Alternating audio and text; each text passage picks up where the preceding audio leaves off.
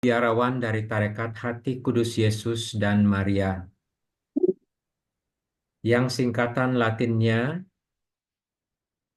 adalah SSCC, yang memiliki anggota pria, wanita, dan cabang awam. Saat ini saya bertugas di Rumah Pendidikan Calon Imam dan Bruder di Novisiat Batam, bersama dengan Romo Antun dan 8 orang novis.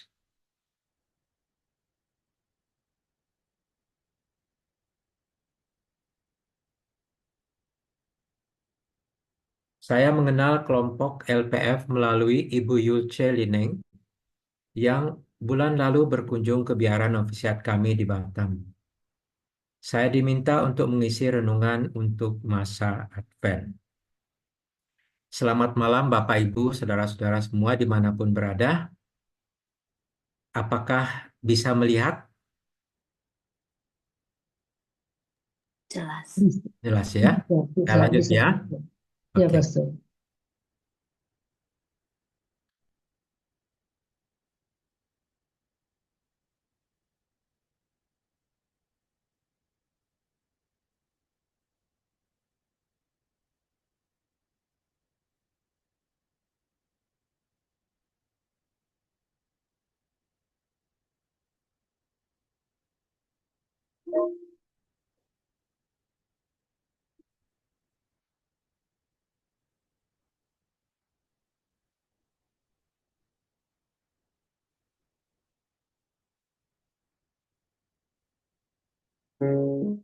Chestnuts roasting on an open fire. Jack Frost sniffing at your nose. Yuletide Lalu renungan being sung by a choir, and folks dress up like Eskimos. Everybody knows, everyone knows, turkey and some mistletoe and to rain help to make the season bright. Whoa, tiny tots with their eyes all aglow, finding hard to sleep tonight. They know that sun. Advent adalah masa favorit saya. Saat bulan November tiba, aku mulai bersenandung lagu-lagu Natal nostalgia seperti White Christmas atau Chestnut Roasting on an Open Fire, atau yang agak baru, Mary Did You Know.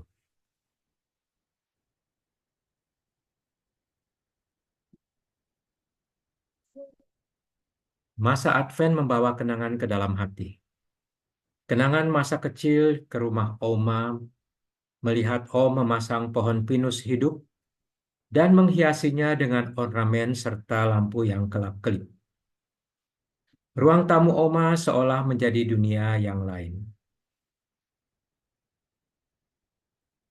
Bagaimana mungkin kita melupakan pengalaman seperti itu? Setelah puluhan tahun, tiap masa Advent masih membawa kehangatan yang sama ke dalam hati.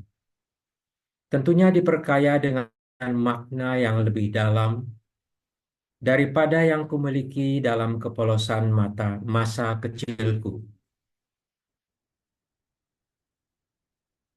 Masa Advent adalah masa penantian kedatangan Sang Raja, yang dimulai dengan seorang gadis desa sederhana bersama Maria dari Nazaret.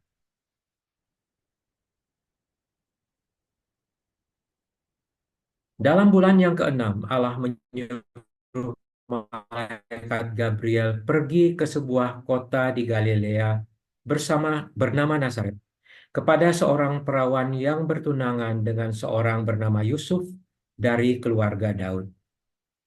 Nama perawan itu Maria. Ketika malaikat itu masuk ke rumah Maria, ia berkata, "Salam, hai engkau yang dikaruniai Tuhan, Tuhan menyertai engkau." Maria terkejut mendengar perkataan itu, lalu bertanya di dalam hatinya, Apakah arti salam itu? Kata malaikat itu kepadanya, "Jangan takut, hai Maria, sebab engkau beroleh kasih karunia di hadapan Allah. Sesungguhnya engkau akan mengandung dan akan melahirkan seorang anak laki-laki, dan hendaklah engkau menamai dia Yesus.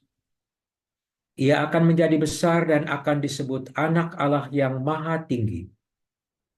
Dan Tuhan Allah akan mengaruniakan kepadanya takhta Daud, bapa leluhurnya, dan ia akan menjadi raja atas kaum keturunan Yakub sampai selama-lamanya. Dan kerajaannya tidak akan berkesudahan." Kata Maria kepada malaikat itu, "Bagaimana hal itu mungkin terjadi karena aku belum bersuami?" Jawab malaikat itu kepadanya, "Roh Kudus akan turun atasmu, dan kuasa Allah yang Maha Tinggi akan menaungi engkau. Sebab itu, anak yang akan kau lahirkan itu akan disebut kudus, Anak Allah. Dan sesungguhnya, Elisabet, sanakmu itu, ia pun sedang mengandung seorang anak laki-laki pada hari tuanya, dan inilah bulan yang keenam bagi dia yang disebut mandul itu. Sebab bagi Allah tidak ada yang mustahil." Kata Maria, "Sesungguhnya aku ini adalah hamba Tuhan. Jadilah padaku menurut perkataanmu itu." Lalu malaikat itu meninggalkan dia.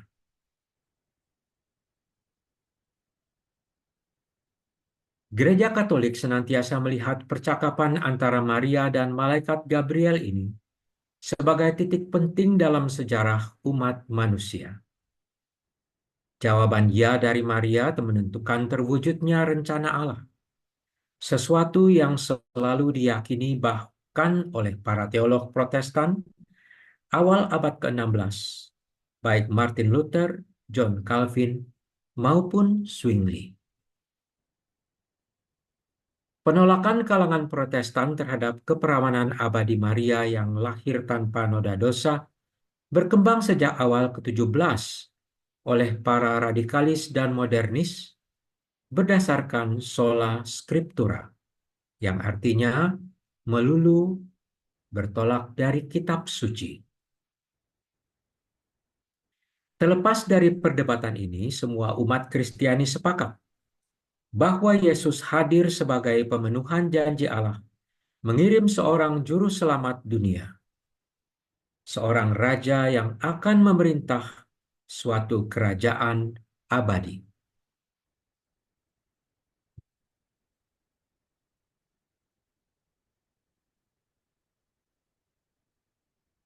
Kelahiran Yesus memang bukan kelahiran biasa.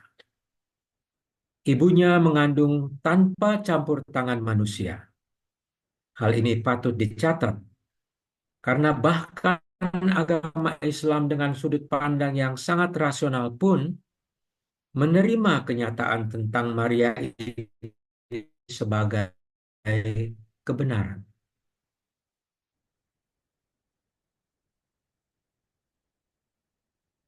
Tetapi bayi istimewa ini lahir di Bethlehem, tempat kelahiran Raja Daud, bukan di sebuah istana, melainkan di sebuah kandang, lalu diletakkan di dalam palungan, tempat makan hewan.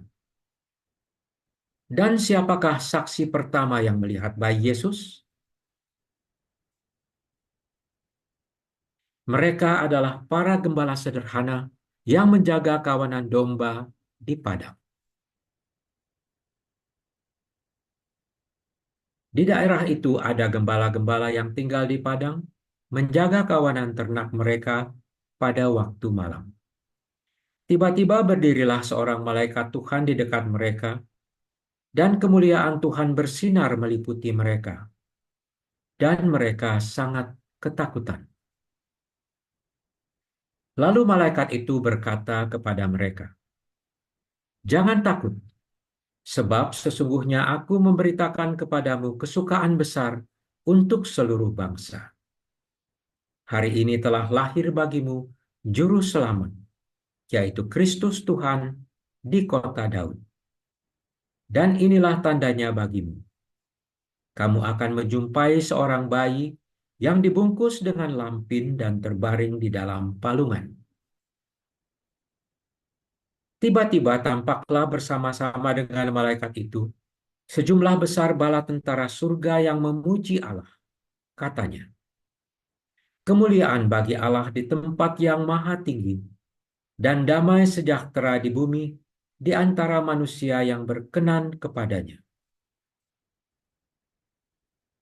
Setelah malaikat-malaikat itu meninggalkan mereka dan kembali ke surga, gembala-gembala itu berkata seorang kepada yang lain, marilah kita pergi ke Betlehem untuk melihat apa yang terjadi di sana, seperti yang diberitahukan Tuhan kepada kita.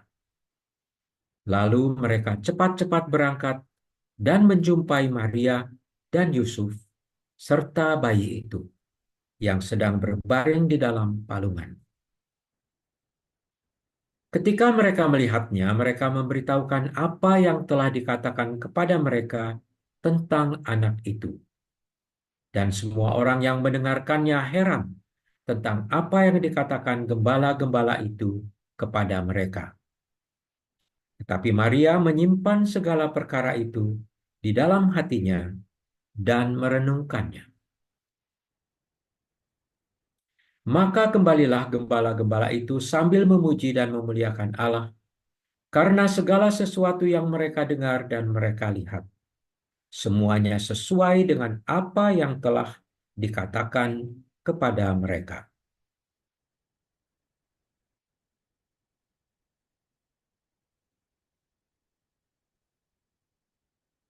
Saudara-saudari, ini bukanlah cara yang lazim untuk kelahiran seorang raja. Namun keunikannya ini menjadi tanda yang tak terbantahkan bahwa sang bayi bukanlah seorang pangeran biasa. Suatu hari, dia akan menjadi sosok raja yang berbeda.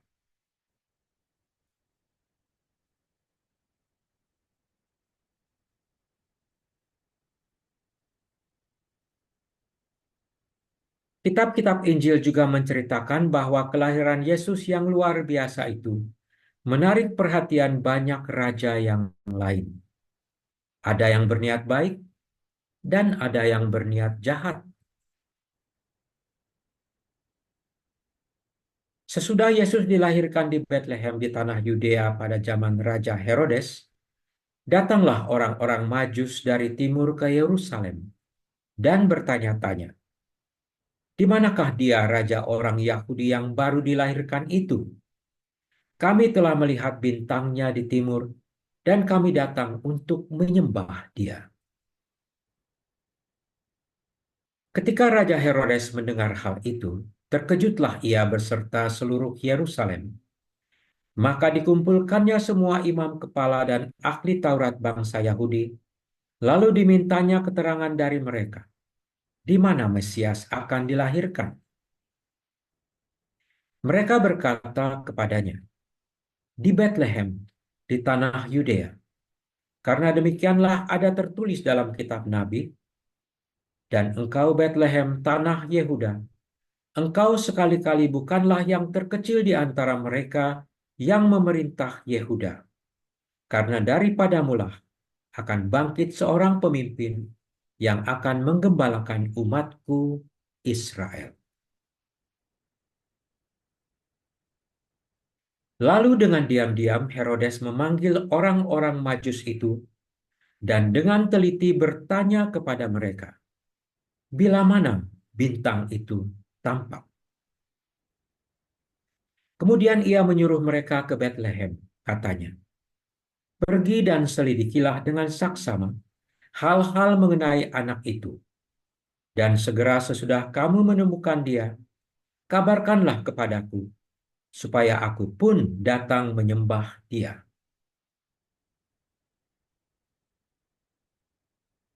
Setelah mendengar kata-kata raja itu, berangkatlah mereka. Dan lihatlah, bintang yang mereka lihat di timur itu mendahului mereka hingga tiba dan berhenti di atas tempat di mana anak itu berada. Dan karena diperingatkan dalam mimpi, supaya jangan kembali kepada Herodes, maka pulanglah mereka ke negerinya melalui jalan yang lain.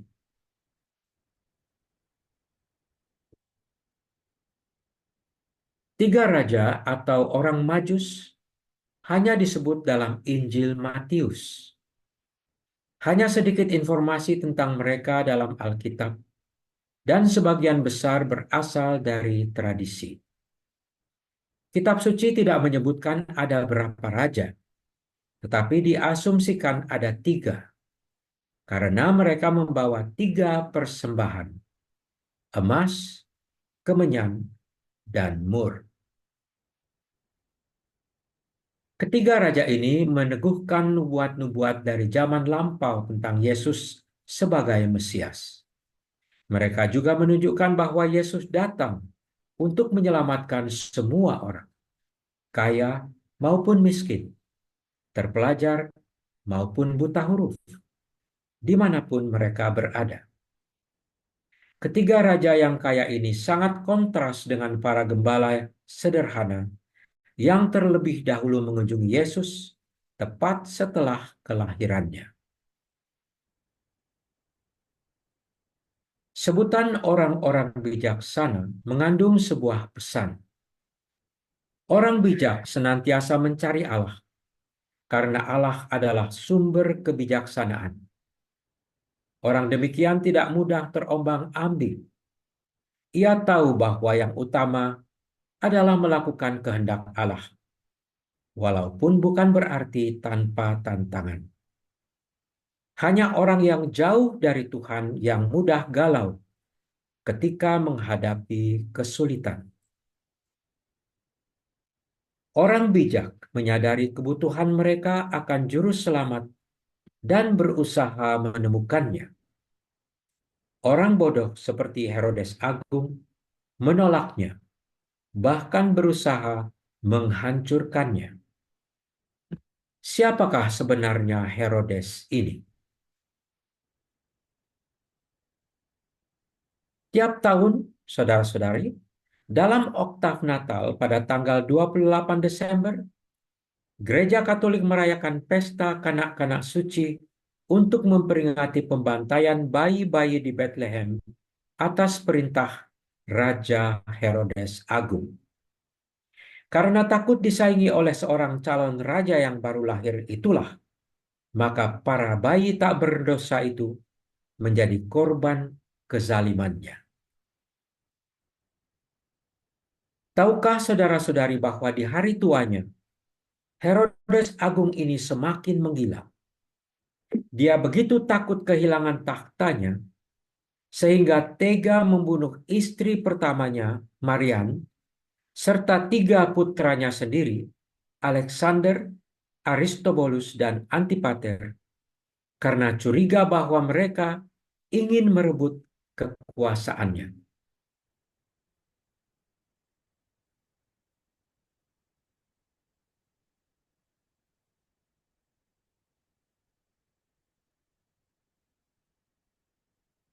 Saudara-saudari, Yesus menggunakan banyak perumpamaan untuk menjelaskan kerajaan Allah. Tetapi pernahkah Yesus mengatakan bahwa ia seorang raja? Ya, Yesus menyebut dirinya sebagai raja, terutama dalam arti rohani, dan bukan sebagai penguasa duniawi.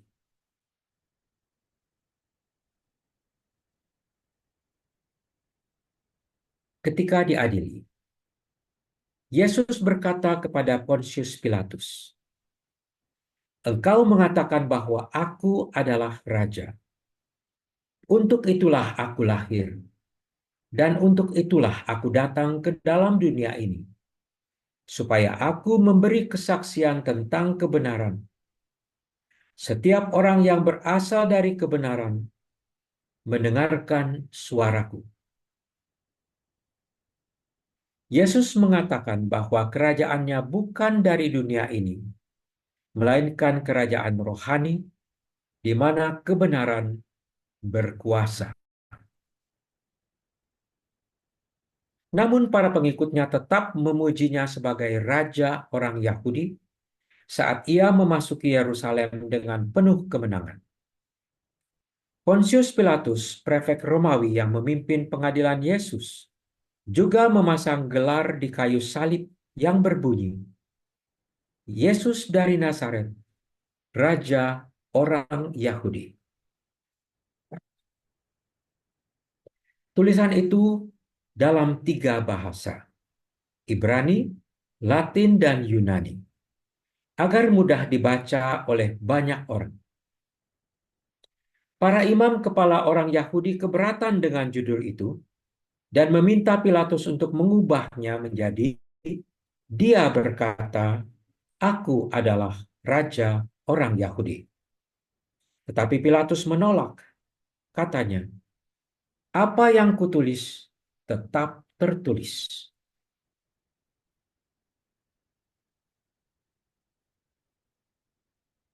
Atas pertanyaan orang-orang Farisi, apabila kerajaan Allah akan datang, Yesus menjawab, katanya, "Kerajaan Allah datang tanpa tanda-tanda lahiriah.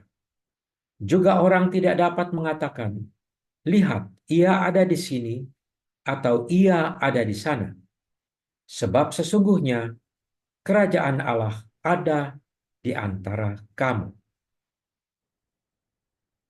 Ia berkata kepada murid-muridnya, "Akan datang waktunya kamu ingin melihat satu daripada hari-hari Anak Manusia itu, dan kamu tidak akan melihatnya. Orang akan berkata kepadamu, 'Lihat, ia ada di sana. Lihat, ia ada di sini.' Jangan kamu pergi ke situ. Jangan kamu ikut. Sebab sama seperti kilat memancar dari ujung langit yang satu ke ujung langit yang lain, demikian pula lah kelak halnya Anak Manusia pada hari kedatangannya. Tapi ia harus menanggung banyak penderitaan dahulu dan ditolak oleh angkatan ini."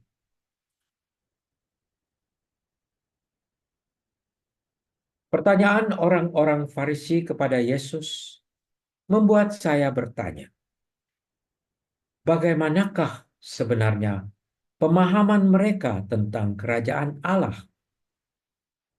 Apakah pemahaman mereka sama dengan pemahaman umat Kristiani?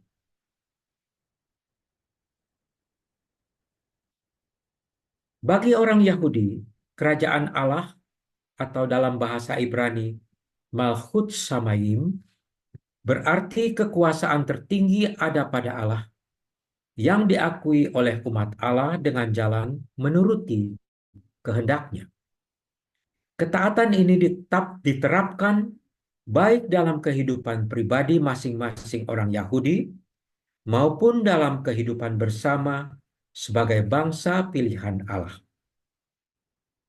Sebagai pribadi, ini berarti menerima Allah sebagai Raja dalam hidupnya yang diungkapkan melalui doa Shema.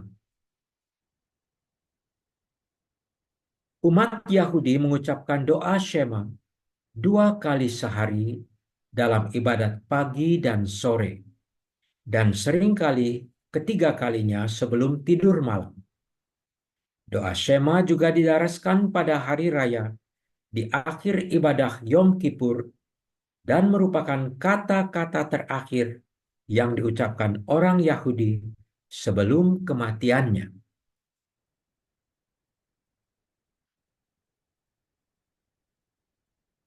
Mari kita dengarkan remaja Yahudi berusia 13 tahun menyanyikan Tehalep Boshe atau Ketika Hati Menangis yang juga memuat lirik Shema Israel.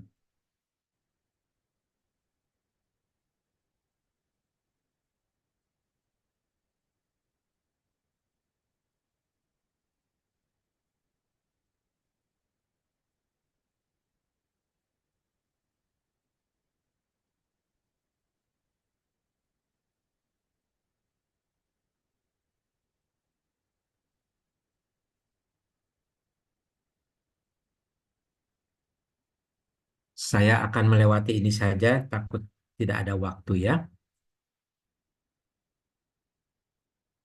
Sebagai bangsa, Malkut Shamayim akan terwujud pada suatu zaman mesianik nanti, ketika Allah akan mendirikan kerajaannya di atas segala bangsa, dan Israel akan dibebaskan dari penindasan politik.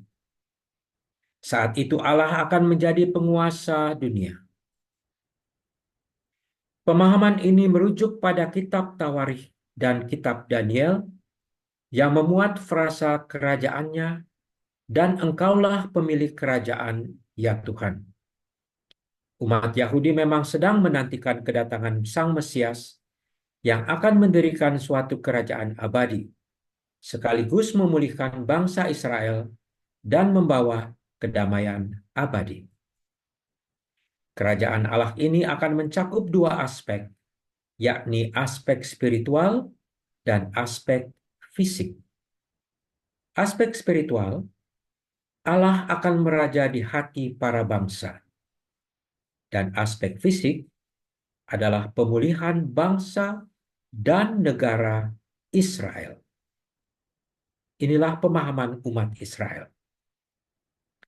Itulah sebabnya ketika negara Israel didirikan pada tanggal 14 Mei 1948, orang-orang Yahudi di seluruh dunia melihatnya sebagai campur tangan Allah. Mereka percaya bahwa Tuhan sedang mengumpulkan kembali umatnya yang tercerai-berai sesuai nubuat Nabi Yehezkiel dan Nabi Yeremia.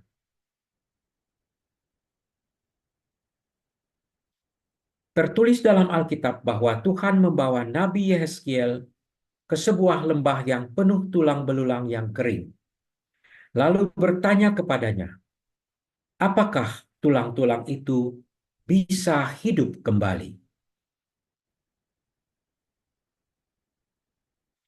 Allah memerintahkan nabi itu untuk bernubuat kepada tulang-tulang itu. Maka tulang belulang itu pun mulai menyatu, ditutupi urat dan daging, dan akhirnya bernafas dan hidup kembali.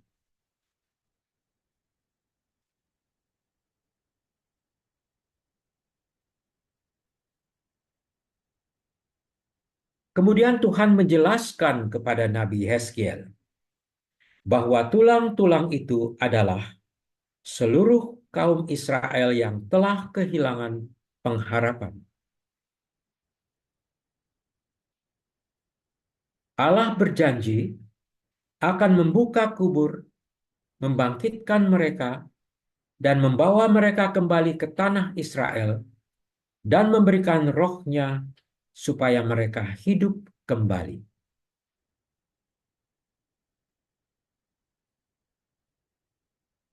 Akan tetapi, mereka jatuh pada pemahaman yang tidak tepat. Raja yang mereka tunggu adalah seorang yang perkasa dan gagah berani, seperti Raja Daud, yang sanggup mengalahkan Raja Goliat.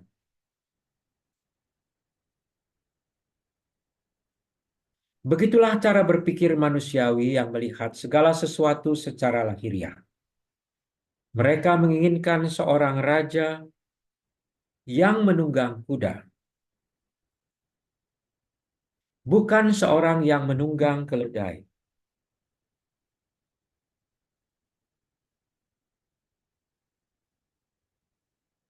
Maka ketika Sang Mesias hadir sebagai putra seorang tukang kayu, ia hanya dipandang sebelah mata.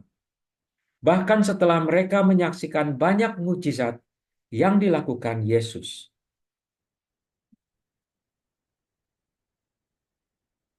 Sosok Yesus yang sederhana tidak cocok dengan apa yang mereka harapkan. Namun semakin banyak orang yang mengikuti Yesus. Dan ini membahayakan posisi kaum Farisi, para ahli Taurat, dan pemimpin agama yang lain.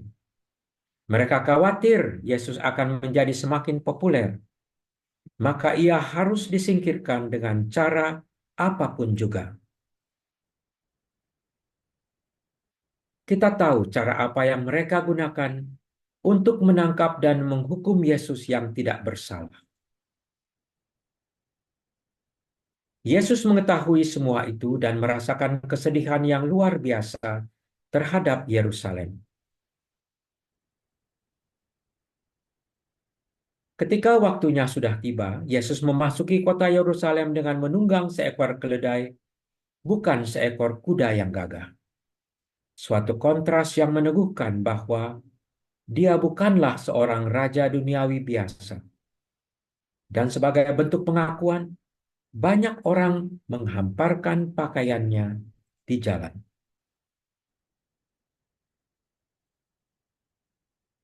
Ketika ia dekat Yerusalem, di tempat jalan menurun dari Bukit Zaitun, mulailah semua murid yang mengiringi dia bergembira dan memuji Allah dengan suara nyaring, oleh karena segala mukjizat yang telah mereka lihat. Kata mereka, "Diberkatilah dia yang datang sebagai Raja dalam nama Tuhan. Damai sejahtera di surga dan kemuliaan di tempat yang maha tinggi." Beberapa orang Farisi yang turut dengan orang banyak itu berkata kepada Yesus, "Guru, tegurlah murid-muridmu itu." Jawab Yesus, "Aku berkata kepadamu, jika mereka ini diam, maka batu ini akan berteriak."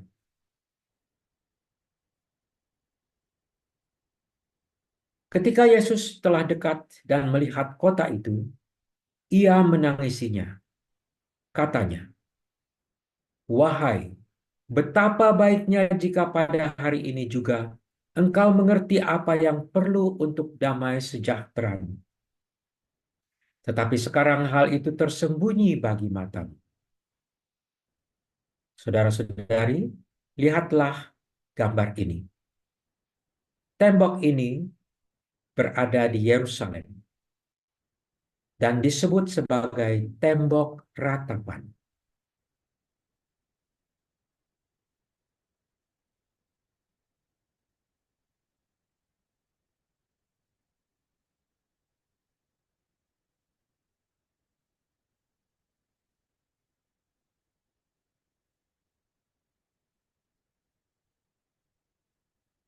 Mereka akan mengepung engkau dan mengimpit engkau dari segala jurusan, dan mereka akan membinasakan engkau beserta dengan pendudukmu, dan pada tembokmu mereka tidak akan membiarkan satu batu pun tinggal terletak di atas batu yang lain, karena engkau tidak mengetahui saat bila mana Allah melawat engkau.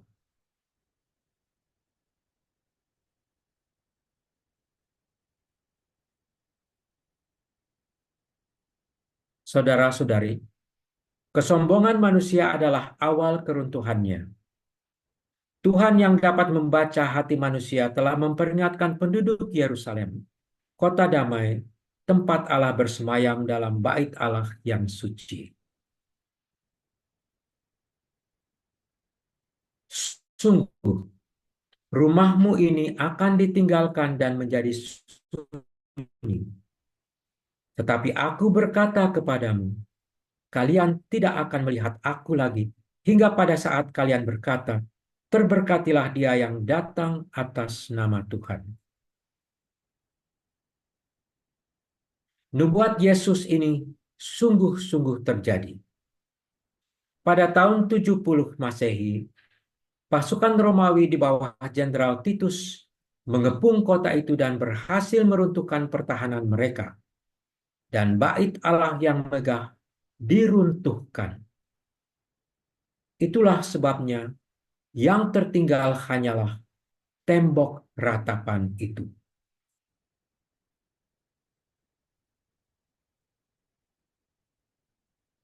Sejak saat itu, umat Israel terpencar ke seluruh penjuru dunia sambil menyimpan kerinduan mereka untuk kembali ke kota damai itu. Niat ini terekam dalam doa utama mereka yang diucapkan pada Paskah Yahudi. Sana Habaach Yerusalem, yang artinya tahun depan di Yerusalem yang dipulihkan. Di akhir Perang Dunia Kedua, pada tanggal 14 Mei 1948, negara Israel dideklarasi dengan ibu kotanya Tel Aviv. Namun, keesokan harinya, 5 negara Arab di sekitarnya, yaitu Mesir, Irak, Yordania, Lebanon, dan Suriah, langsung menyerangnya dari berbagai penjuru. Tetapi walaupun jumlah mereka lebih sedikit, Israel tampil sebagai pemenang. Pada tahun 1980, Israel menetapkan Yerusalem sebagai ibu kota negara itu. Namun, hingga saat ini belum dapat membangun kembali bait Allah mereka. Dan mereka tetap berdoa di tembok ratapan Shana Haba'ah Yerusalem. Hingga hari ini, mereka masih belum memahami kata-kata Yesus. Rombaklah bait Allah ini, dan dalam 3 hari aku akan mendirikannya kembali.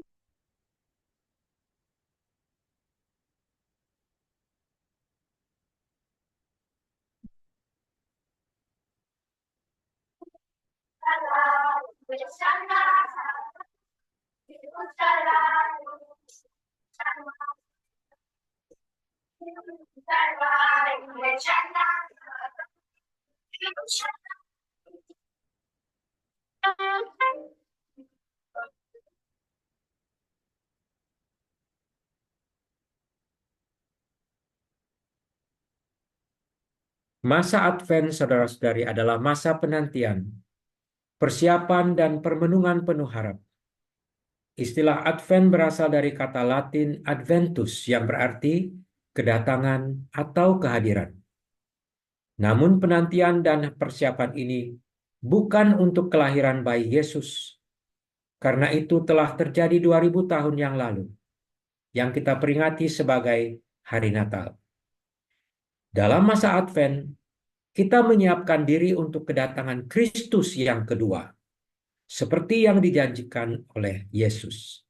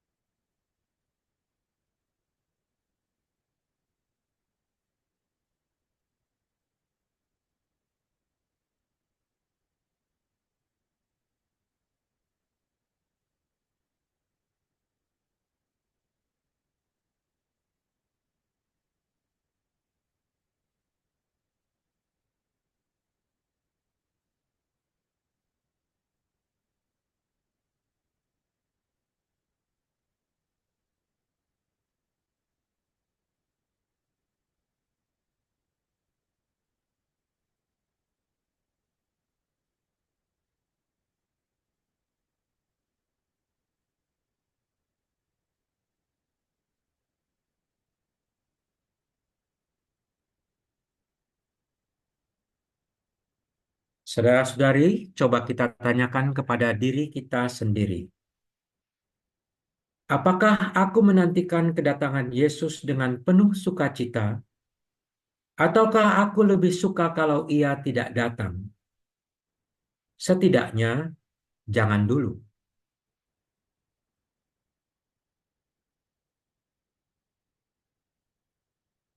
Orang akan mati ketakutan karena kecemasan berhubung dengan segala apa yang menimpa bumi ini. Sebab kuasa-kuasa langit akan guncang. Pada waktu itu orang akan melihat Anak Manusia datang dalam awan dengan segala kekuasaan dan kemuliaannya. Apabila semuanya itu mulai terjadi, bangkitlah dan angkatlah mukamu, sebab penyelamatanmu sudah dekat.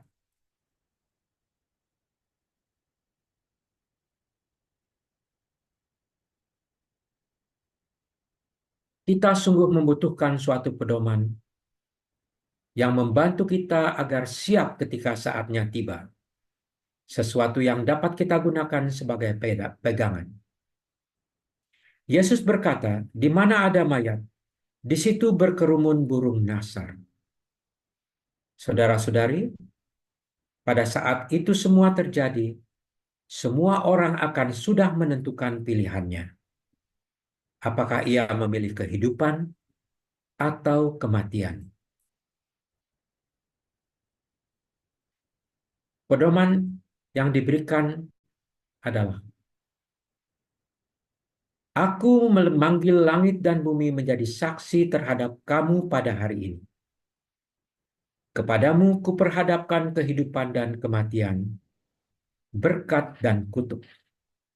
Pilihlah kehidupan, supaya engkau hidup, baik engkau maupun keturunanmu.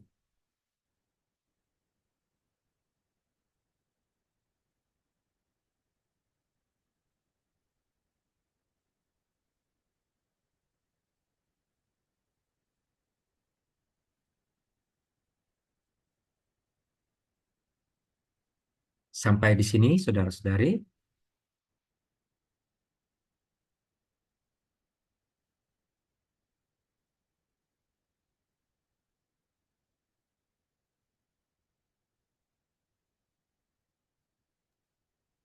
Selamat Advent. Selesai.